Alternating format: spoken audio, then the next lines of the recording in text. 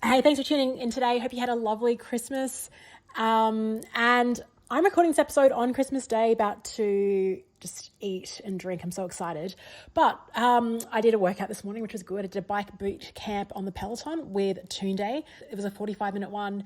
It's a combination of cycling and doing intervals and then jumping and doing weights as well. And this session was focused on the glutes and the lower body, so my legs were burning. I thought after that I would jump into something I bought an online course yesterday. It just happened, I was on Instagram. There's an account called the shuffle_mamas, and they do the shuffle dance, which I don't know if you've seen it. It's like this really cool kind of dance. A lot of footwork involved in it. It's more of like a cardio workout as well. And they've got this intro to shuffling course. So I bought it for $29 US. I was like, let's just give this a go. And I did give it a go this morning. Went for about 15 minutes practicing set one, which was like the running man, the double running man, and the heel dance or something like that, the heel kick. And so like 3 moves, and then they put it together to some choreography, slow choreography, medium, and then fast. It was a really nice way of learning, just teaching you the individual steps, then bringing in the sequence and doing it at a slow pace, doing it at a medium pace, and then doing it at hard. I got into the slow sequence, and medium kind of got it for a bit and then fell out of, just I was like, am I even doing it right?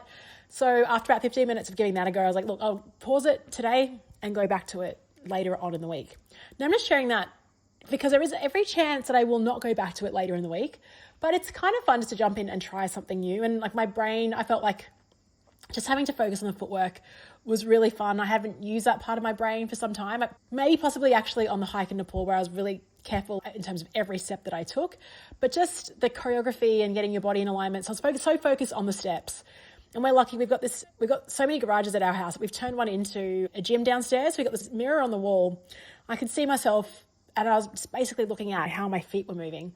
And then I look at my upper body and it just looks so rigid and terrible. Nothing what like the instructors look like. They look super chill, like they're just cruising. I look like I was actually like properly working out here. Very focused, brow was furrowed, just intense.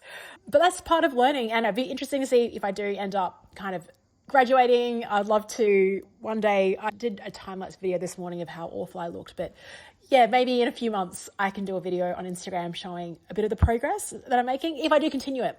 Now, a lot of people are like, don't start anything new without committing to the why and like writing it down and putting time in your calendar. I really can't be bothered with that. I feel like this is going to be something I just want to have fun. I think it's great for like a 10 to 15 minute finisher after a workout. So if I do like a 45-minute workout, it's a good 15 minutes afterwards, just a bit of more burst of cardio. So that's how I'm looking at it. It kind of relates to what I was talking about earlier this week in terms of habit stacking, like just adding this on as a 10 to 15 minute thing after my official workout. And what I love about it, it's so different. Like I said, there's music, it's movement, but it's a different type of movement. It's not running, it's not cycling, it's not weights. It's something that will stimulate my brain a bit more because you really have to think to be able to coordinate. Although I guess when you get so good at it, you're not really thinking, you're just moving with the music. When I was trying to find out more about shuffling, I didn't realize it actually came out of the Melbourne rave scene in the 1990s. So the Melbourne Shuffle, this is from ChatGPT, and I verified it with Google actually, started in the early mid to 1990s in Melbourne's underground rave scene. Suburban warehouses, hardstyle and techno, kids dancing till sunrise. Because they were dancing in circles, not on stages, no mirrors, no performance mindset. And that's why it is actually a really sort of fun dance. You can do it individually. I've seen this account that I follow, like I said, the Shuffle Mum, just 2 mums dancing in their garage. And your heart really does get a good workout.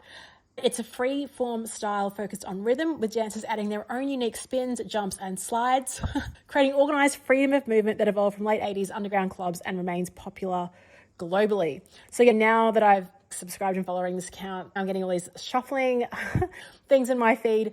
But look, really good fun. I'll give it a go.